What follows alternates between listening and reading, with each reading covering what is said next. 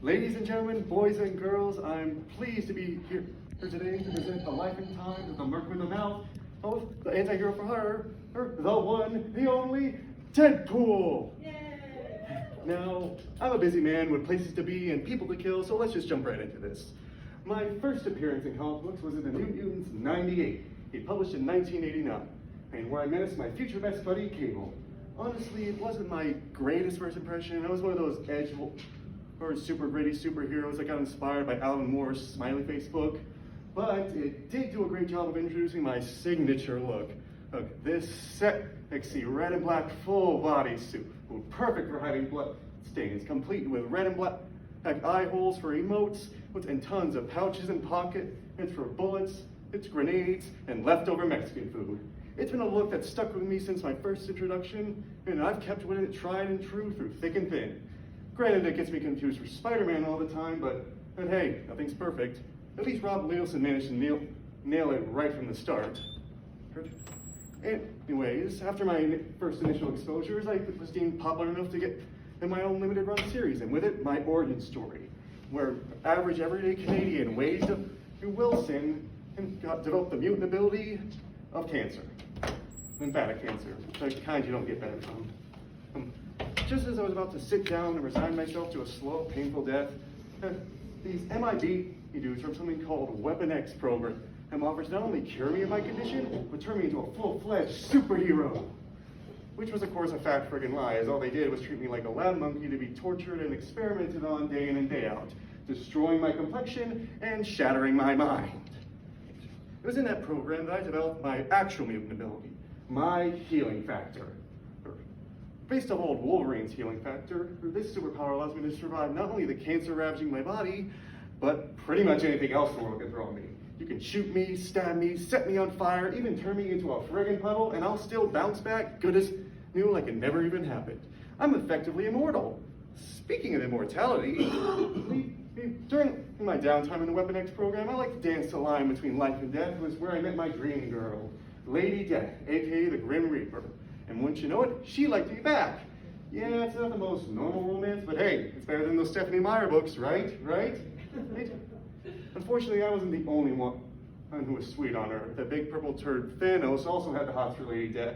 And because he was a jealous little jerk who didn't want any competition, he used that whole power glove of his to make me immortal, ensuring me and Lady Death could never get it on. To be honest, I really wish Thor had gone for the balls in Infinity War, but I digress. When I wasn't schmoozing it up with Lady Death, after getting ripped apart and put back together again, I was getting some of the finest martial arts training that shady government money could buy. Turning me into one of the greatest hand-to-hand combatants on Earth, able to go toe-to-toe with Marvel's finest, including Spider-Man, Captain America, and Taskmaster, who I wiped the floor with every time we fought. And if he says otherwise, he's a fat friggin' liar. But they didn't only teach me how to kill people with my bare hands, they also taught me how to kill people with weapons. Swords, guns, grenades, I mastered them all and learned to love all of them. That's why I carry around a little army around with me wherever I go. With my favorite toy being my signature dual katanas, which will be available for purchase after the presentation. But my greatest power is my medium awareness. Remember I said that my mind got fractured from all those experiments? Well, it allowed me to perceive the fourth wall and tap into the force of meta humor to make tons of great jokes and references that my readers just love. Don't worry, I'm not gonna snap and go crazy like that other Deadpool did who killed the entire Marvel Universe. It's just not my cup of joe. Anywho, after spending God knows how long in that whole Weapon X program, I got sick and tired of my poor treatment and decided to lodge a formal letter of complaint. And by that, I mean I broke out of my chemical vat, killed everyone in the facility, and then burned the entire place to the ground before going on a roaring rampage of revenge to kill anyone else involved with the program. At which point I picked up this awesome red and black suit and became the Merc with the Mouth, Deadpool.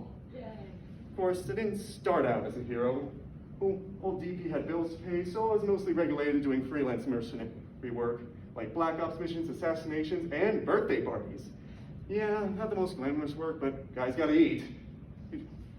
No, I didn't become a true anti-hero until I got conscripted into the secret wars of the 1980s, where I was fighting alongside the likes of the Avengers and the X-Men for some big cosmic contest or something, I don't really remember. But let me tell you, that was a wild ride.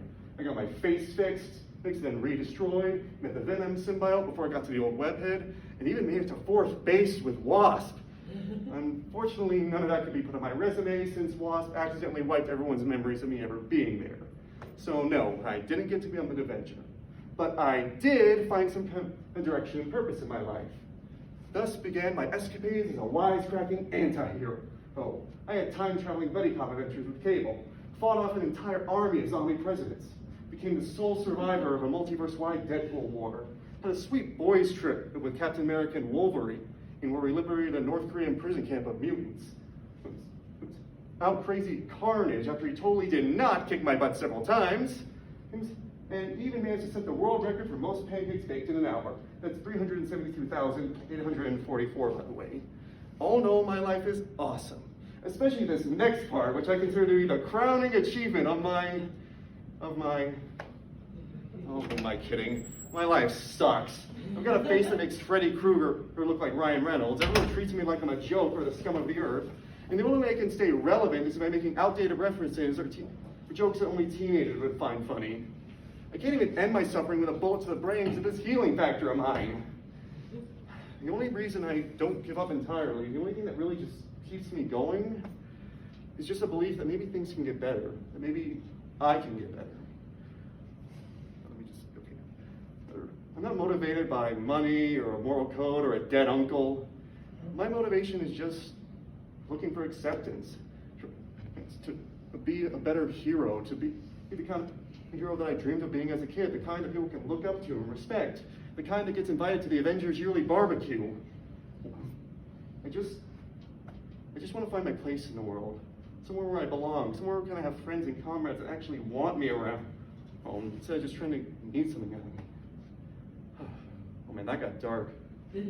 Well, anyway, I got an assassination mission up at Cheyenne Mountain I got to get to, so why don't we just wrap this up? Anyone have any questions, comments, autographs, requests? I'm an open book. And you're exactly at 7 minutes. Well done. Yeah. Anyone have questions? Because I have 3. I have a question. Yes, you way in the back. How would you kill Deadpool? Like, is there a way? Honestly, if there is, I haven't found it yet. And once got impaled by an elephant, another time, then we got thrown into the vacuum of space. I think there was even one occasion where the Invisible Woman blew my head off, and I still came back from that. But if you do find a way, let me know. I would be very interested in that. Okay, and you, they're over there with the camera? Well, you said earlier that there was like a Deadpool war that you were the only survivor of. How did you kill them then?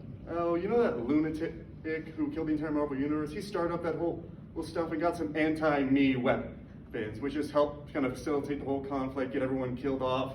I don't know the finer details of it. All I know is it just killed Deadpool's good. And who's the lunatic you're talking about? That guy who I said killed the Marvel Universe earlier, the one that got too aware of the fourth wall and went crazy. Oh, you? Yeah. Just another Deadpool. Well, it's the whole multiverse thing. Don't think too hard about it. Time for 2 more questions. Are you mad at She-Hulk for breaking the 4th wall? Not really, considering she walked so I could run. And she did good, but I do it better. And you said inspired by Alan Moore? You know, they had all those gritty superhero types like the Punisher and stuff. I was just another one of those types, part of the whole dark age of comic books where everyone was getting all mean and serious and stuff. Then again, I'm not really one of the more lighthearted characters coming out of that, so there's that. Very good. Anything else? Thank you. Yeah.